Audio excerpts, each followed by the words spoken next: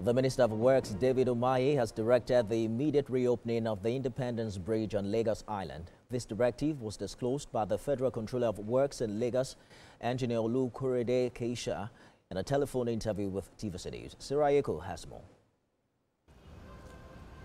It's just a day after the Eid al-Fitr holiday, and residents in Lagos, particularly those commuting to the island, have had to brace 6 to 7 hours gridlock for a trip that should take about 30 minutes.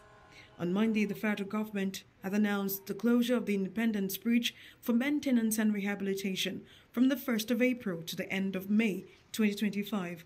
For commuters and motorists plying Obalende to Falomo Overhead Bridge, heading to Victoria Island, Lekki and Ajah, the closure has become a nightmare in just a few hours after the planned closure. They were not the only ones affected. Even those using the Third Mainland Bridge and other connecting routes were stranded.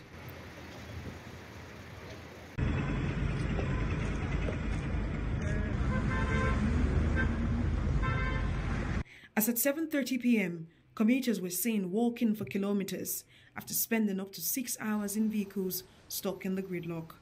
The situation has led to a significant increase in transport fares, with some drivers hiking prices by 75% to 100% to compensate for the extra fuel consumed during the gridlock.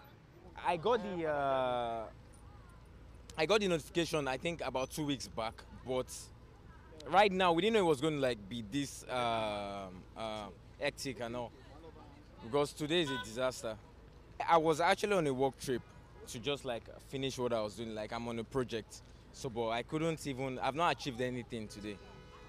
I feel I'm very drained, tired, and I don't know. Before we reach Third Mainland, there's nothing.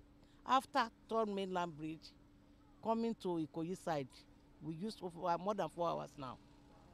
Since 2:30, I leave my office to take my car to Baker. Even up to now, I just find way to get back to office now. I don't even know where am I going to get to office back to. Because if I park this car now, I will go back to Papa. I don't even know how am I going to do. In a phone conversation, the Controller of Works confirmed that following an outcry from commuters and motorists in Lagos, the Minister of Works, David Umahi, has directed the immediate reopening of the Independence Bridge. She says efforts are ongoing to ensure palliative works are carried out on the already opened bridge to make it motorable. Emergency repairs that will enable us to open the bridge is ongoing at the moment. While those major repairs, for which cause the bridge was closed, will be done at a later date. It's a major link into envisage what is happening.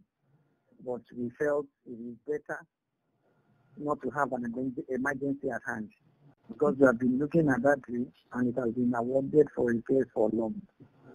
Although the stop work order sounds like the best news for commuters and motorists on the island, it may not be immediate as contractors are working to patch the bridge under construction. The Controller of Works has also clarified that the necessary repair works of the bridge would be carried out on a later date. Sarah Ayeku, TVC News, Lagos. Well, let's talk to Sarah in real time. She's somewhere on the island. Sarah, where exactly are you? What can you see? And how much improvement can you witness tonight?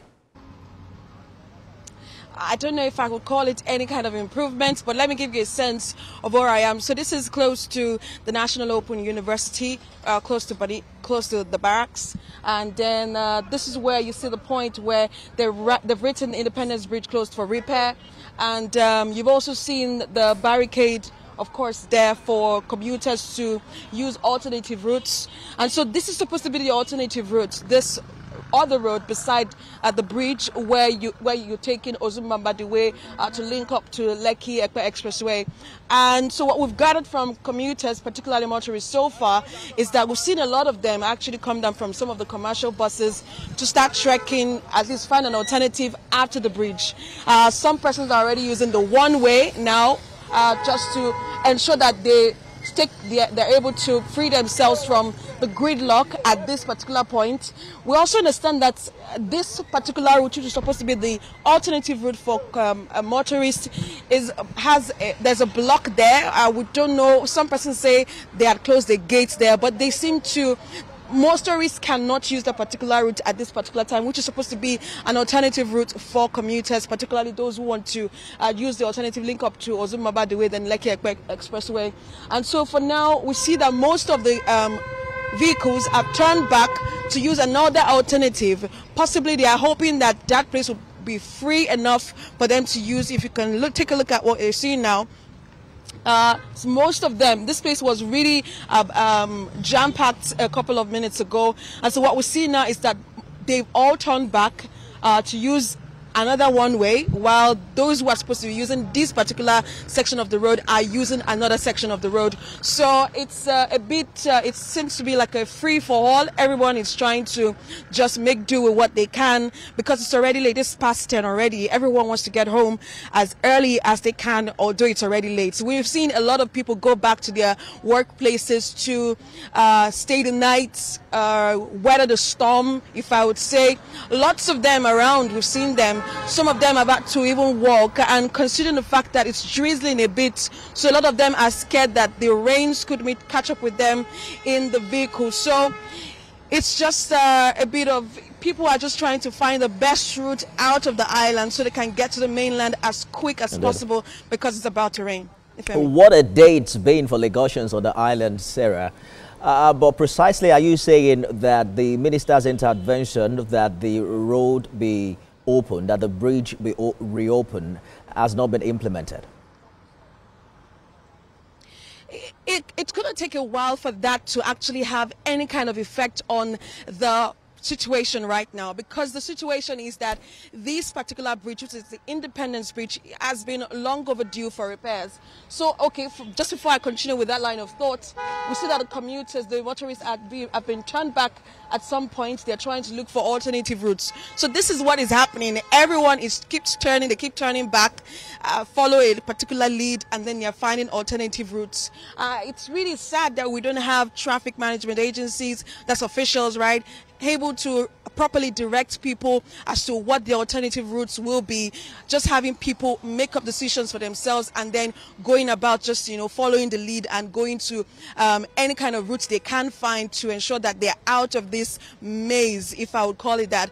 But for the Minister of Works, who has directed that the Independence Bridge be open, it would not have an immediate effect because they have already taken out some particular parts of the bridge, and they've already, the excavators are there already, the construction materials are there already. They're about to start work because we're expecting that this construction work, that's this rehabilitation work, would last for about 2 months. That's supposed to end in May 2025, next month. And so for this to happen, would have the contractors, that's the construction workers, patch up the areas they've already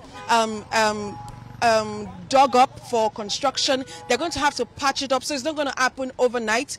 It will take some kind of magic, you know, for that to happen overnight. However, it's good news for commuters, knowing that we won't have to go through this for the next 2 months, but it's just going to take a couple of days.